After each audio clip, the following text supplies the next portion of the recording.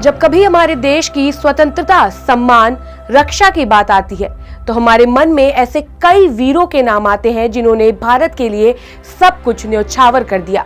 हम खुद को भाग्यशाली समझते हैं क्योंकि उन वीर सपूतों के कारण हम कल भी सुरक्षित थे और हम आज भी सुरक्षित हैं। नमस्कार, मैं शिवांगी, आप देख रहे हैं जीएमडी खबर। जब बात 1999 के कारगिल संघर्ष की आती है तो उस वीर शहीद की तस्वीर आंखों के सामने आ जाती है जो कहा करते थे, अगर मौत मेरा शौर्य साबित होने से पहले मुझ पर हमला करती है तो मैं अपनी मौत को ही मार डालूंगा।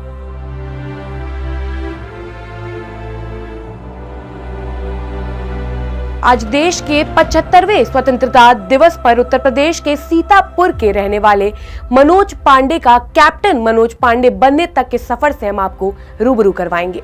इन शब्दों से ही आप अंदाजा लगा सकते हैं कैप्टन मनोज पांडे के अदम्य साहस का, उनकी वीरता का और उनके उस भाव का जो इस देश की रक्षा के लिए उनके मन में थे। कारगिल युद्ध के दौरान दुश्मन की गोलियों से बुरी तरह जख्मी होने के बावजूद जंग के मैदान में उनकी उंगलियां बंदूक से नहीं हटी और उन्होंने अकेले ही दुश्मन के 3 बंकर ध्वस्त कर दिए। 12वीं की परीक्षा पास करते ही वह एनडीए की परीक्षा में भी सफल रहे। कहते हैं एनडीए के इंटरव्यू में जब मनोज से पूछा गया था कि वो सेना में क्यों जाना चाहते हैं तो मनोज का जवाब था परमवीर चक्र जीतने के लिए। एनडीए में चयन के बाद मनोज ट्रेनिंग के लिए पुणे के पास मौजूद राष्ट्रीय रक्षा अकेडमी में पहुंचे थे। उत्तर प्रदेश के सीतापुर जिले में रुधा नाम का एक गांव है। मनोज का जन्म इसी गांव में हुआ। 25 जून 1975 को गोपीचंद पांडे के घर एक शूरवीर ने जन्म लिया। गोपीचंद पांडे और उनकी पत्नी को इस बात का बिल्कुल भी एहसास नहीं था कि कुछ सालों बाद उनकी पहचान उनके बेटे के नाम से होने वाली है। बचपन के कुछ साल वो अपने गांव में रहे, बाद में उनका परिवार लखनऊ आ गया।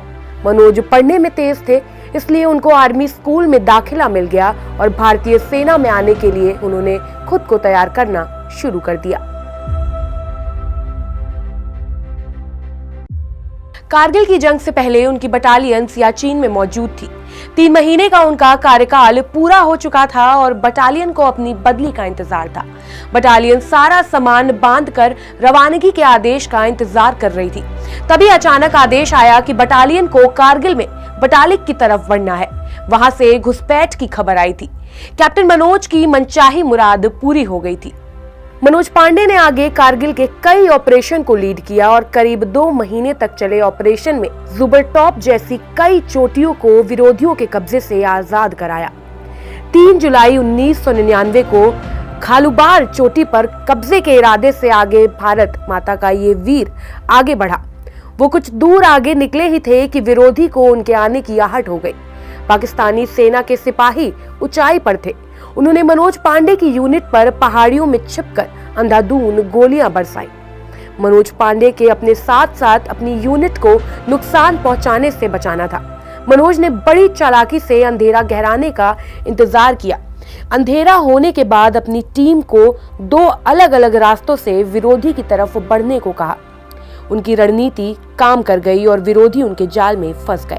परिणाम स्वरूप मनोज ने विरोधियों के बंकर उड़ाने शुरू कर दिए।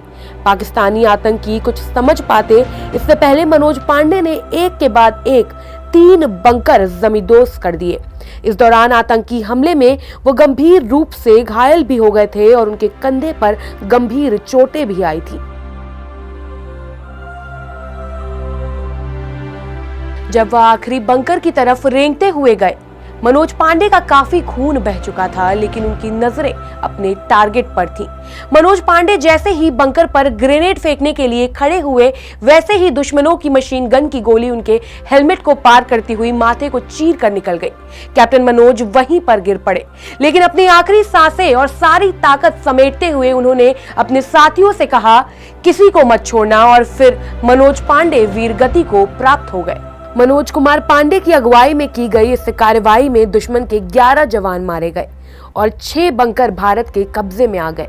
6 बंकर कब्जे में आ जाने के बाद तो फतेह सामने ही थी और खालूबार भारत की सेना के अधिकार में आ गया था। आंखें बंद करने से पहले मनोज पांडे खालूबार पोस्ट पर तिरंगा लहरा चुके थे। इस अद्वितीय वीरता के लिए कैप्टन मनोज कुमार पांडे को मरणोपरांत परमवीर चक्र दिया गया।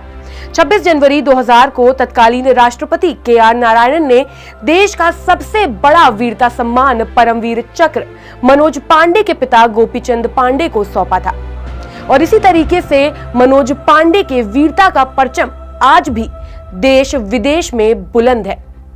फिलहाल के लिए इतना ही। जेएमडी खबर की ओर से आप सभी को देश के 75वें स्वतंत्रता दिवस की हार्दिक शुभकामनाएं।